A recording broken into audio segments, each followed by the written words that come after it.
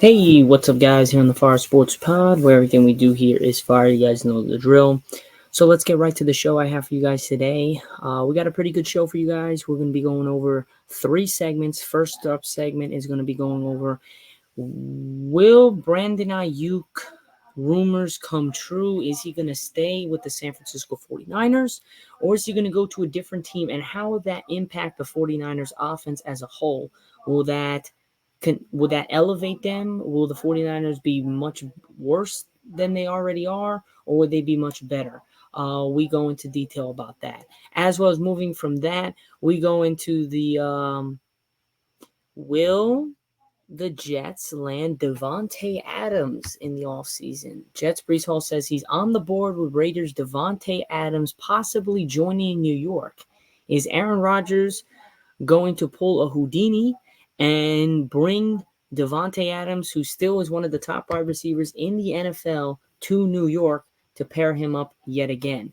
That will be something. And our third and final segment will be Paul Skenes named NL starting pitcher for the 2024 MLB All-Star game after just 11 starts in the majors. The Pirates phenom has been dominant against MLB hitters with a 6-0 record and a 1.90 ERA this season. So he will officially start for the NL National League for the first pitch in the MLB All-Star game. So now let's get to it. It's got to be a quick show today. Got to get to work right after this. So let's get right into it. So Brandon Aiyuk trade rumors. Now, first up for me, I don't think Brandon Aiyuk is, if he goes somewhere, I think it's really going to hurt the San Francisco 49ers. If you looked at last year, Brandon Aiyuk was a big piece in the 49ers offense. I think back after that, it's going to take kind of a toll. So we will see what happens. Grayson Moore, Bud's talking to himself. Screw you, dude. Then don't join. I really don't care. It's not about anything. People want to join and talk. People want to join and not talk. It's up to you. Like Grayson Moore, don't comment if you have nothing good to say. Like, shut up. Sorry. Sorry about that. But Brandon Aiyuk trade rumors. Cam Hayward feels that the Steelers' offense already has enough weapons. A lot of things have been linked that maybe Brandon Aiyuk moves to Pittsburgh. I don't think that's a possibility. I don't think it's going to happen. I think San Francisco is going to try to keep Brandon Aiyuk. He was a big part of their offense, like I said, for their Super Bowl run. Cam Hayward is extremely poised when it comes to answering the questions. That's probably comes with being a 14-year NFL veteran who has his own podcast. Now, the Steelers' Pro Bowl defensive lineman recently displayed the unique ability to answer a question in a largely non-controversial way when he was recently asked about the consistent rumors connecting the Steelers to 49ers wide receiver Brandon Aiyuk, who has been at odds with the 49ers over his contract situation, but recently included Pittsburgh among the teams that he would like to be traded to if San Francisco decides to deal him. Now, he can't walk. He can only be dealt by San Francisco to another team. Now, will I think that happens? I don't think so. But will Russell Wilson love to have Brandon Aiyuk on his team along with Pickens? I think it will be a great duo in Pittsburgh. Now, Hayward didn't go into recruit mode as he did behind the scenes with Russell Wilson months earlier. Hayward also didn't say that the Steelers need Aiyuk, who last year played an integral role in the 49ers Super Bowl run. Instead, Hayward praised the Pittsburgh's current skilled players while instituting that the Steelers' offense is fine as currently constructed. Now, this is where I disagree with Hayward. I don't think the Pittsburgh Steelers have enough offense to compete with a Patrick Mahomes, a Lamar Jackson, a Joe Burrow. I don't think they have enough offense to compete with those teams. You bring a Brandon Aiyuk with Russell Wilson, with Pickens, with now Najee Harris in the backfield. Now you're talking some offense. So I would like to see if that is go. I'm a Cowboys fan, so I really don't like the Steelers, but it would be nice to see the Steelers back on the map, competing to win some championships and get into the playoffs and doing some things. Hey, guys, if you're in the live and you haven't done so already, don't forget to drop a follow as well as a like, and don't forget to share the live and let your friends know that I'm on live. But other than that, guys, I do think that Russell Wilson would love to have it, but I don't think it's going to happen. I think the 49ers will be kind of stupid to let Brandon Aiyuk go. He's a one-of-a-kind talent. I think he's going to be he's one of the best wide receivers in the game, top 10 definitely. But he's young. He still has more to prove, so we'll see what happens. Now, George Pickens, Pat Freiermuth, our running backs out of the backfield, even Von Jefferson. These guys are going to demand the ball. We got to give them the ball. Some of that comes with staying out on the field and having a lot of success, and I think we have the offense to do it. But I can't really agree because other than George and Pat, there's really nobody else. I mean, name somebody else on the Steelers that has been proven, has done something. Not really a lot of guys have done that. Now, on the contrary, do I think makes sense? Yes. Do I think it will improve the Steelers big time? Yes. But I don't see Brandon Aiyuk, to answer the question, I don't see Brandon Aiyuk going anywhere but staying with the 49ers. The 49ers got to offer him a deal. They weren't going to be in that Super Bowl if it wasn't for him. They wouldn't have beat Detroit if it wasn't for him. He hit that catch off the guy's helmet that tipped and went into his hands, and that was the turning point of the game because it was a pick. The Lions get that interception. They control the game. They run out most of the clock. They score a touchdown. This game's over. Lions are going to the Super Bowl. So that was a big turning point in the game. They were not in that situation. They would have not even been in that game if it wasn't for Brandon Aiyuk. So you got to give him his props. You got to give him his money. He definitely deserves it. So I think the 49ers go and give him that money to keep him there, to try to run it back one more year or a couple more years with Brandon Aiyuk, with Deebo Samuel, George Kittle, Brandon Aiyuk, Brock Purdy, Christian McCaffrey. They got the team. Don't break up the band. I hate the 49ers, so it would be great if the 49ers let Brandon Aiyuk go. But if I'm a 49ers fan, I do not want Brandon Aiyuk gone. I want him to be kept and to be poised on to the next level and keep going up and up and up and up. Because he's a one-of-a-kind talent. I think he's going to be one of the best wide receivers in the game in the near future. But if you ship him off to Pittsburgh, then you kind of are like, all right, we'll see. Like, you don't know. Pittsburgh's a little weird, man. They're a little weird. We don't even know if Russell Wilson's going to mesh that well. They might not even have Russell Wilson for the whole season. They might put in Justin Fields for the last half of the season. So you never know. But we'll see. But I think ultimately Brandon Aiyuk stays with the 49ers and the Steelers stay with their current offense. So that answers the first segment that we have where Brandon Aiyuk trade rumors are going to go. Do I think the Steelers are going to pick him up, or do I think the 49ers stay? I think he stays with 49ers. But other than that, we move on to our next segment, which we go stay in the NFL, and we go with the Jets. Breece Hall says he's on board with the Raiders and Davante Adams possibly joining up in New York. New York Jets players aren't hiding their desire to get Davante Adams to the Big Apple. A day after Aaron Rodgers said that he can't wait to reunite with his former Packers teammate, Jets running back Breece Hall spoke as if Adams has already been traded from Las Vegas to New York. That's the funny thing. Hall was also asked if Adams' possible addition to the Jets offense would alter the plans to be New York's most used skill player next season, says Rodgers. Nah, I'm getting the ball the second most regardless, Hall told Kay Adams.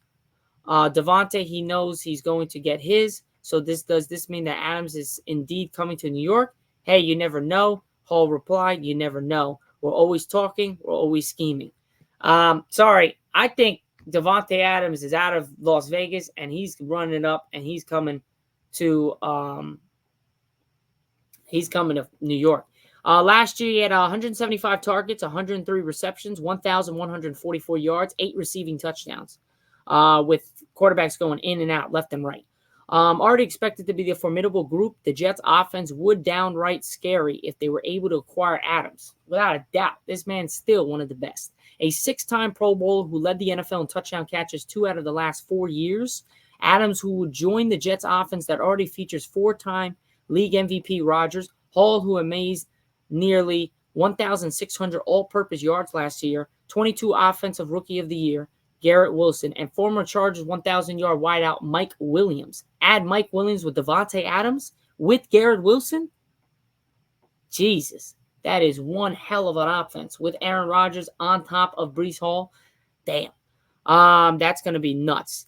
Now, so is Adams to the Jets actually going to happen? Adams recently admitted that Rodgers has been in his ear regarding to move to New York, but unfortunately for Rodgers and Hall, Adams is still under contract with the Raiders, and it would likely take the Jets offering up several juicy assets in order to get Adams. If it's not this year, it's most likely going to be next year, but I do think that this guy does deserve to get a shot at winning a Super Bowl. Davante Adams, especially with his guy Aaron Rodgers, that would be great.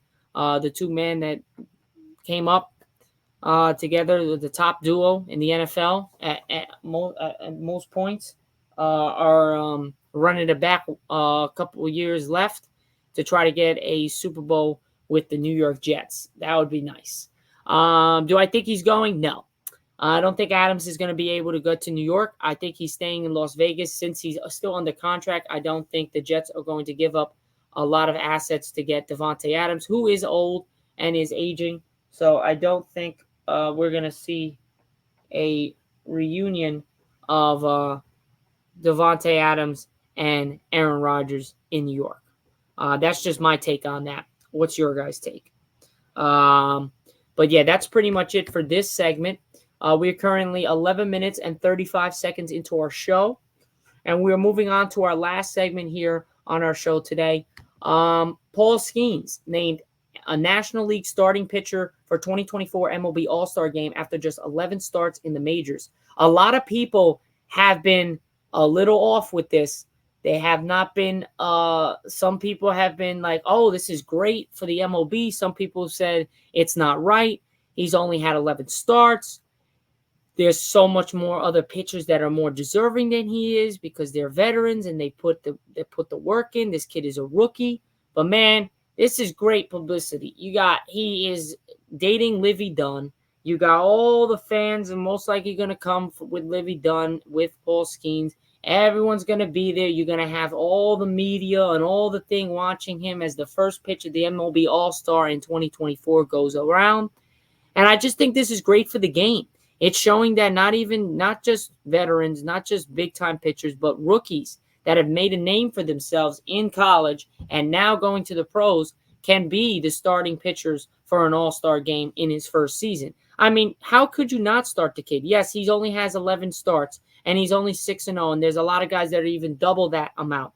But the Pirates' phenom has been dominant against MLB hitters with a 6-0 record and a 1.90 ERA this season. You know how hard it is to keep a 1.90 ERA in the majors? In the big leagues? It is absurdly difficult to keep that number. So the fact that he has that halfway through the year is ridiculous, or even more than halfway.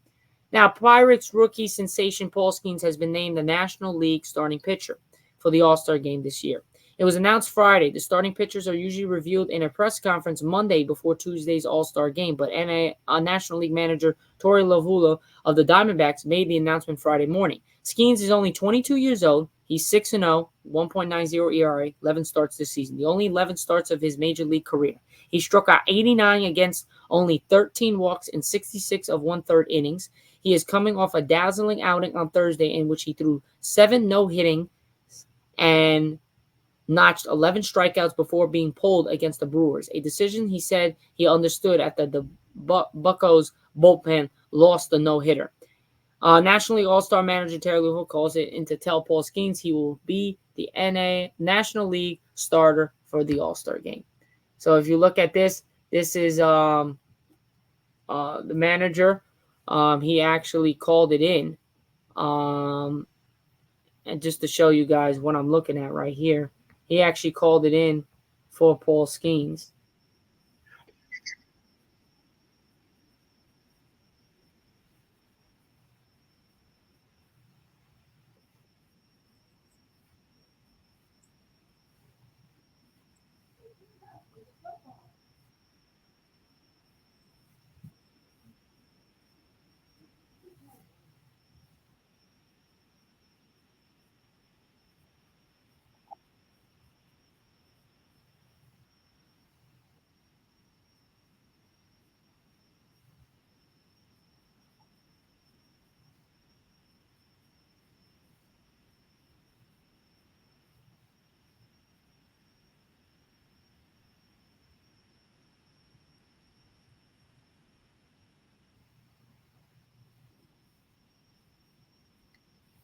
So yeah, so that's pretty much a sneak peek of what the interview was put out um, to Paul Skenes, and basically, he is now the pitcher. It's pretty cool how they did that. He was actually in an interview, and the manager jumped on to say what's up and to congratulate him.